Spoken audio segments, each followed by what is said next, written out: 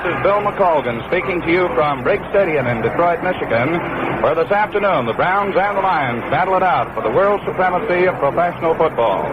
Both the Lions and the Browns are seeking to add luster to already glorious comebacks this year.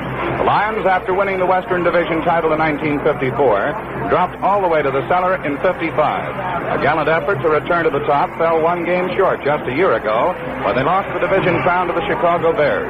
But this season, under their new head coach, George Wilson, the Lions made it all the way back, and they did it the hard way. In their last 4 games, they had to come up with victories over the Green Bay Packers, the Browns, the Chicago Bears, and the San Francisco 49ers. The Lions have definitely been a second-half football team over that span.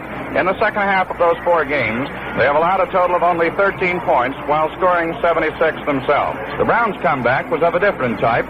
They won the championship in 1955, but fell to 4th place in the Eastern Division last year with a record of 5-7. The squad, which includes 12 rookies and 5 second-year men, beat the defending champion New York Giants 6-3 in the regular season opener, and that was the psychological lift they needed. Having beaten the champs, they felt they could go all the way. They were led by Tommy O'Connell, a quarterback who many said was too small to make the grade in the professional ranks.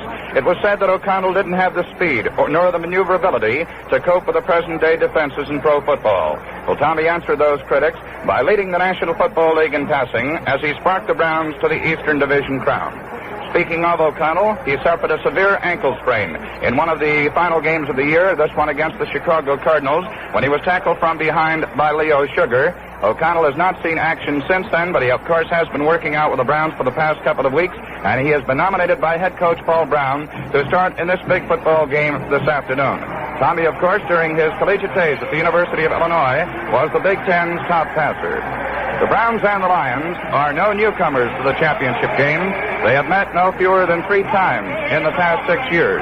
They battled it out at Municipal Stadium in Cleveland in 1952, Detroit winning that one by a score of 17-7. Doak Walker, now retired, came up with a big play in that football game, a 67-yard touchdown run. The next year, the scene changed to here at Briggs Stadium in Detroit. That was 1953, when the Lions again defeated the Browns 17-16. Lou Groza of the Browns kicked 3 field goals, and Chick Jagady scored a touchdown for Cleveland, but the Lions won it in the final minutes on a 33-yard pass play from Bobby Lane to Jim Doran.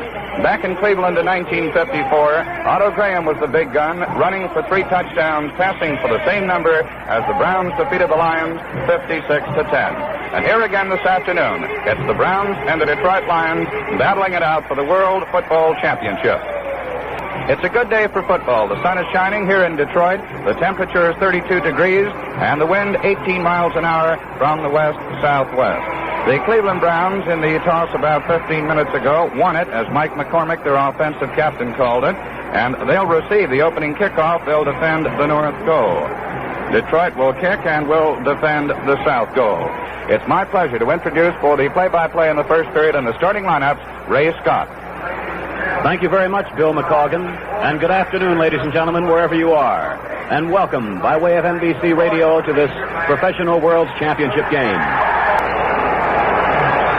Ladies and gentlemen, the 1957 Professional Championship game is now history. A crowd of over 55,000 here at Briggs Stadium, Detroit, I believe at many points in today's game could not quite believe what they were seeing. This broadcast was produced by NBC sports editor Paul Jonas.